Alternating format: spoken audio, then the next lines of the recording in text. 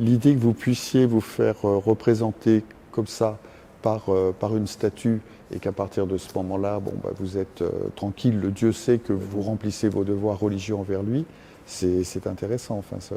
Et ça, on le retrouve sur toute la durée de la civilisation mésopotamienne, effectivement.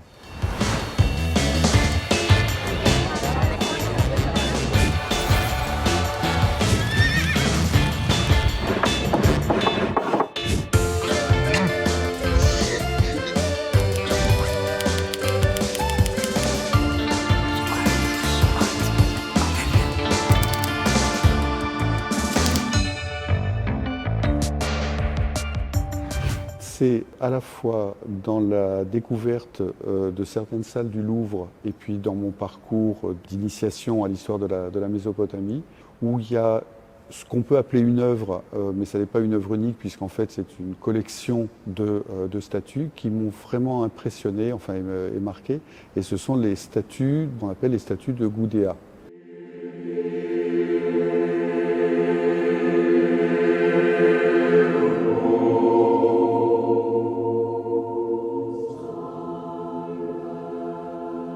Gudea, c'est un prince d'une cité-État sumérienne, donc ça nous emmène vers 2100 avant Jésus-Christ, et donc il y a plus de 4000 ans, dans le sud de la Mésopotamie, l'Irak actuel, dans l'état de Lagash. Ce prince, Gudea, dont le nom signifie celui qui a été appelé, alors on pense qu'il a été appelé par les dieux à exercer le pouvoir, s'est fait représenter dans une série d'au moins une vingtaine de statues en position de prière, donc ce qu'on appelle des statues d'Oran, qui étaient destinées à être disposées dans les temples de la ville de Lagash, de façon à représenter ou à incarner en quelque sorte Gudea lui-même en position perpétuelle de prière devant ses dieux.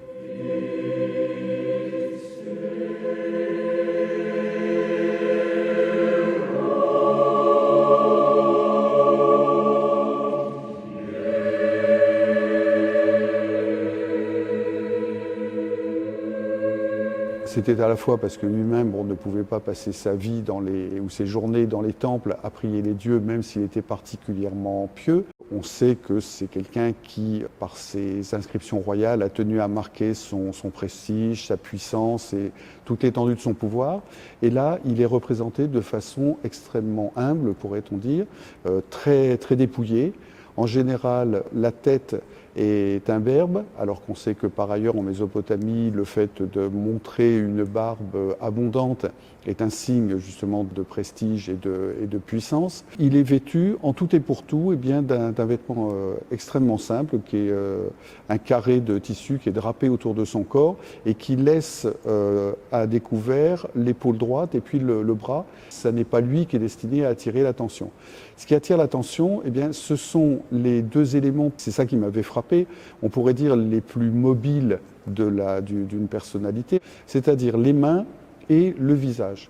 Or, les mains de Gudea, sur chacune de ces statues, elles sont représentées dans le geste traditionnel de la prière mésopotamienne, serrées l'une contre l'autre, on pourrait même dire enchâssées l'une contre l'autre et parfaitement immobiles. L'autre élément, c'est le visage.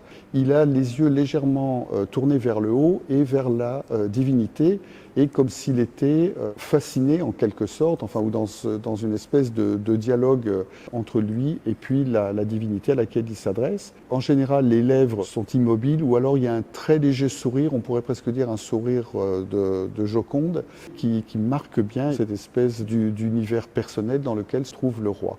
Et donc, le personnage le plus puissant du royaume se représente ainsi dans cette posture figée, mais en même temps qui exprime quand même énormément de piété et de sentiment vis-à-vis des divinités.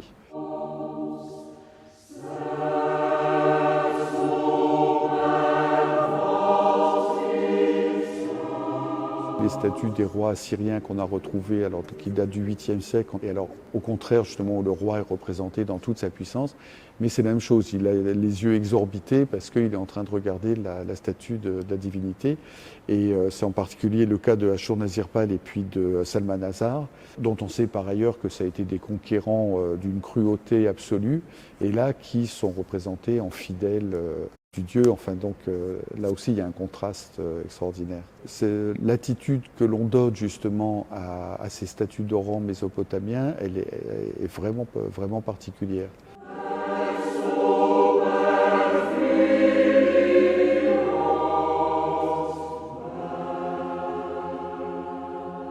Ils ont vraiment l'impression d'être en présence de la divinité, parce que c'est une statue de culte enfin, qui était habitée par le Dieu, et ils en dépendent totalement. C'est-à-dire que c'est la divinité qui leur assure leur pouvoir, qui les légitime, et ils ont à lui rendre compte quand même justement de la manière dont ils exercent ce pouvoir. La divinité particulière du royaume, c'est le dieu sumérien Ningirsu, qui est ce qu'on appelle un dieu héros, c'est-à-dire qu'il combat les forces du mal et il protège le royaume contre justement toutes les atteintes qui pourraient le frapper.